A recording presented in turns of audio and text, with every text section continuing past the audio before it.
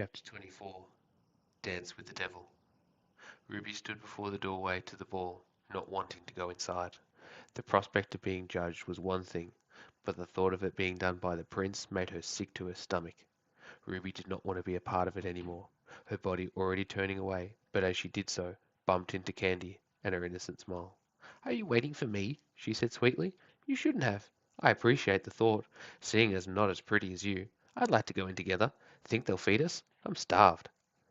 Candy took Ruby by the arm and walked inside with her, too swept up in her nonsensical conversation to resist or get a word in that she didn't want to go any more.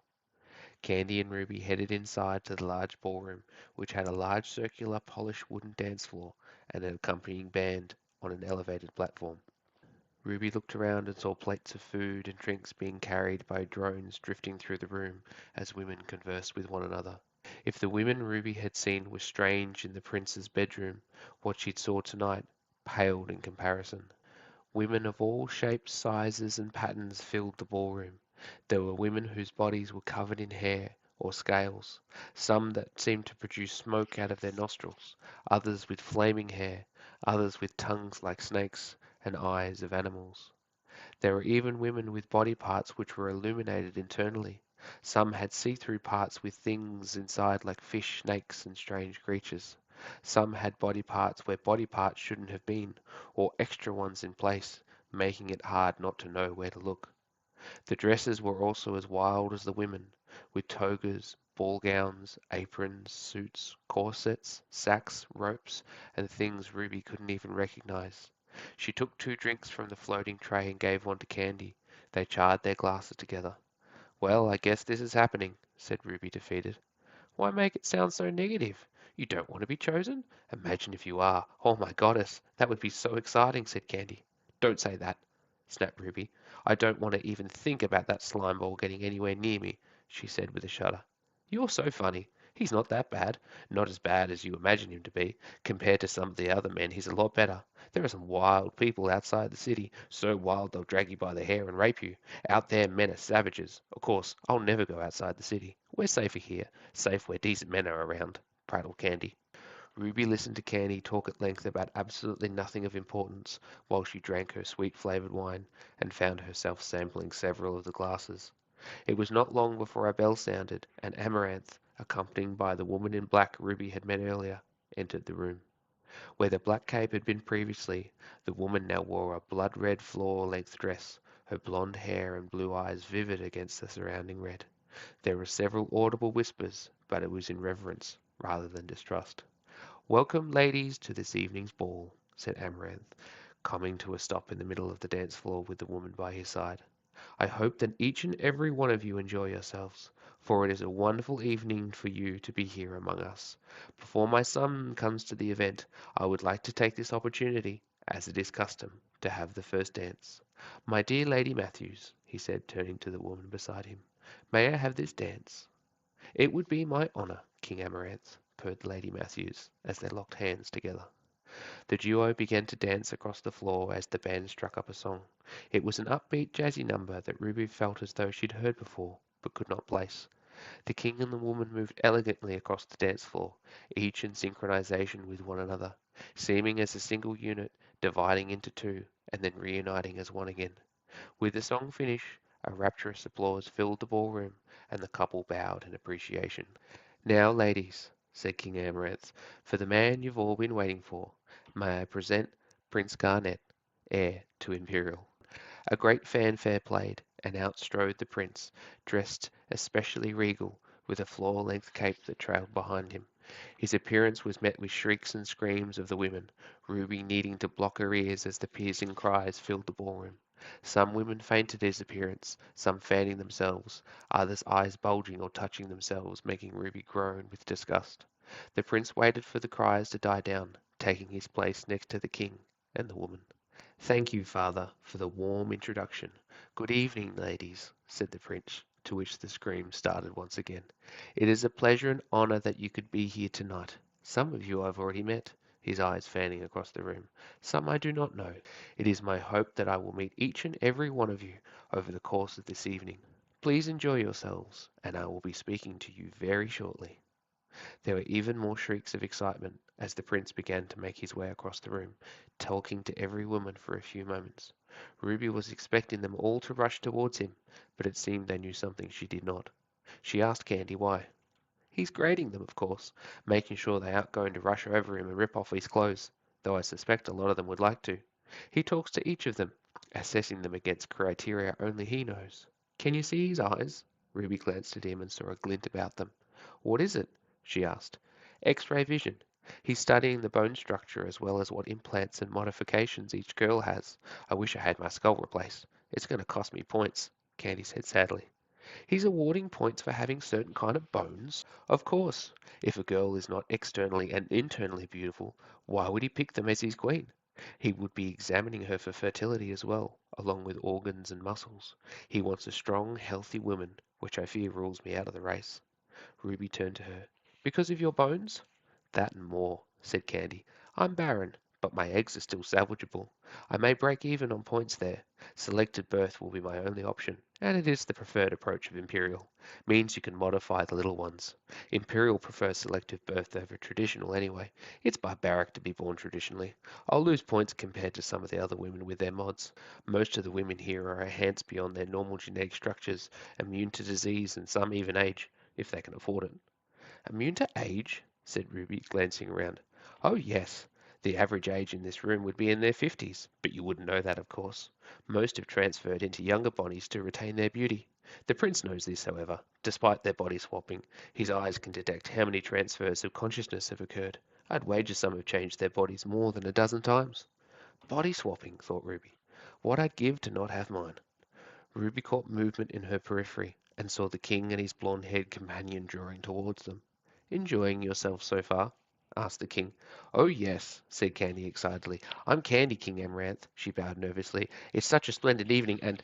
Not you, said the blonde-haired woman, sharply cutting her off with a raised hand. Candy let out a frightened squeak and retreated. It is not what I thought it would be, said Ruby sharply.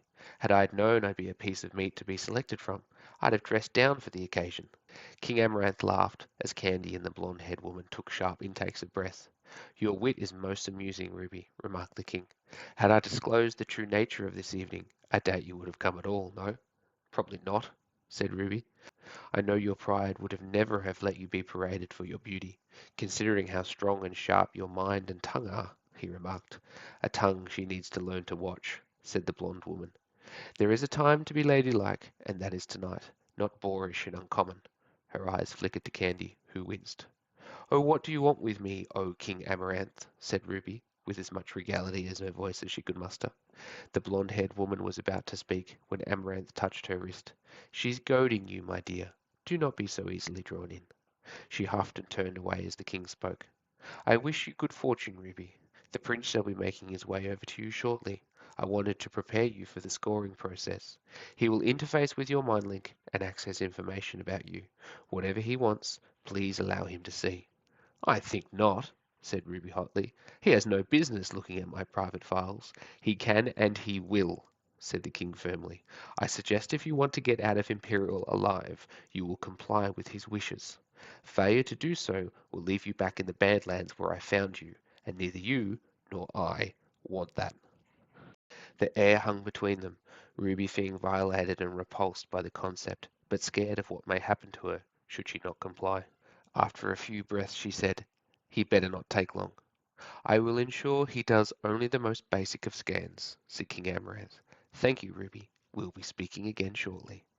With that, the king and his partner left, the blonde woman glaring at Ruby before departing. Friendly, huh? Said Candy, coming to Ruby's side. Very friendly, replied Ruby, catching sight of the prince before a gaggle of women, their eyes bright with excitement. I must be the only woman here who'd rather be anywhere else, she thought to herself. Spying a floating drinks tray, she took another and shared it with Candy. Spurred on by her liquid courage, she partook in more, finding herself feeling a little woozy and her inhibitions lowering. You know how I got here? She said suddenly to Candy. I bet you wouldn't believe me even if I told you, she said with a slight slur. How? Replied Candy.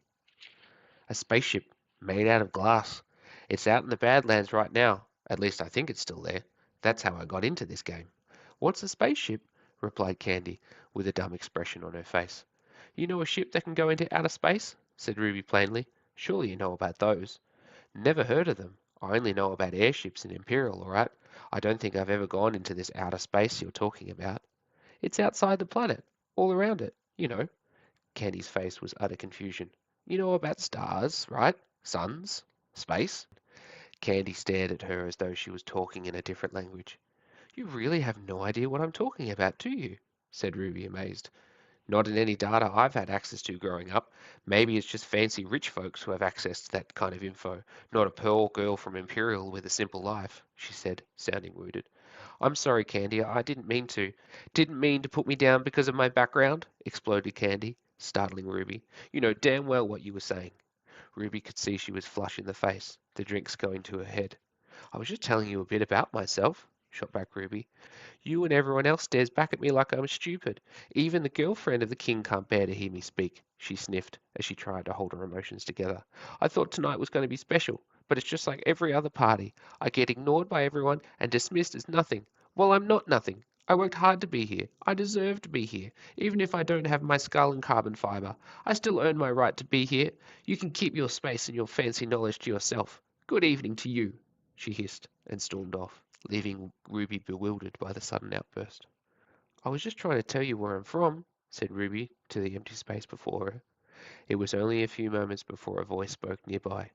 Ah, Miss Anne Key. Ruby turned to see Prince Garnet before her, replete with a smug expression on his face. Prince Garnet, said Ruby, through clenched teeth. Don't be too excited to see me, Ruby, said the prince. A lot of other girls couldn't match the enthusiasm as you do, he said sarcastically. They don't know you like I do. Garnet, spat Ruby. Careful now, said the prince. That's Prince Garnet. Don't want to end up in the Badlands, do we? Ruby bit her tongue, anger coursing through her body. I don't think so. Now it's time for your inspection, said the prince, eyes flashing before hers, and a probe-like feeling entering her mind. Let me in, said the prince. Ruby felt the probe again, yet resisted, not wanting him near her or her private data. Last warning, I'll have the title strip you naked right here and right now, said the prince through gritted teeth. Ruby felt the program harder against her mind and let down her defenses and into her private data. The prince accessed her date of birth, address, medical records, family, and all the information Ruby had kept to herself. This better be over soon, said Ruby through gritted teeth. It would have been faster if you just let me in the first place, said the prince, seeming to enjoy himself. Full bone structure, no replacement organs, a broken arm when you were 6, plenty of eggs for child rearing, a healthy internal structure. You can breed. Get out of there, hissed Ruby. A lot of history with working for tech companies, interest in music, a strong affiliation for festivals. Such savagery attending in close proximity with common folk. Truly abhorrent. Ruby felt the probe go deeper in her mind, the place where she kept hidden. A checkered family history, my, remarked the prince. Daddy's little girl didn't want to marry the man he'd found for her, so she ran away. How sad, he mocked. Ruby stepped forward, the eyes of the prince going wide as she punched him as hard as she could right between the eyes, the connection severing as she sent him sprawling out onto the floor in front of everyone. You bitch, swore the prince, blood streaming from his broken nose. I just had that fixed today. Try and go where you're not allowed and you'll get another, said Ruby. The ballroom fell silent as all eyes were suddenly on her. She picked up her dress and made for the door. A hand grabbed her forearm before she could make it through, big and strong. Ruby glanced up and saw King Amaranth, his presence and demeanor that of a thundercloud. He gripped her arm hard. Come with me, he ordered, and marched Ruby through the doors and up into the red elevators that connected to the different levels. Wordlessly, they ascended up to the top of the Imperial Palace, the grip on Ruby's arm remaining firm. Ruby tried a few times to break free, but he held her strongly in place. They stopped at the peak of the palace. Ruby could tell it was the top, as the view of the city was breathtaking, even better than when she was flying in the airship. You've done a thing I cannot condone, said King Amaranth. There are no second chances, Ruby. I had hoped you'd comply, but it seems you are too stubborn for your own good. Ruby felt his hands release hers, and yet she did not run, knowing there was nowhere she could go. The wind blew strongly atop the peak of the palace. Ruby caught a glimpse of the red dragon atop the palace, gazing menacingly at the city beneath it. I have just one recourse for such an action. You will be made an example of, though I had wished for it not to be so. So I therefore cast you out of the palace and to the city below, where you will starve and die. Not before the ballroom sees you as an example. Before Ruby could react, the king had her by the waist and hoisted her above his head. Her world went sideways as the city rotated 90 degrees, the cold air picking up. "Farewell, Ruby," said King Amaranth, and Ruby was thrown off the side of the Imperial Palace.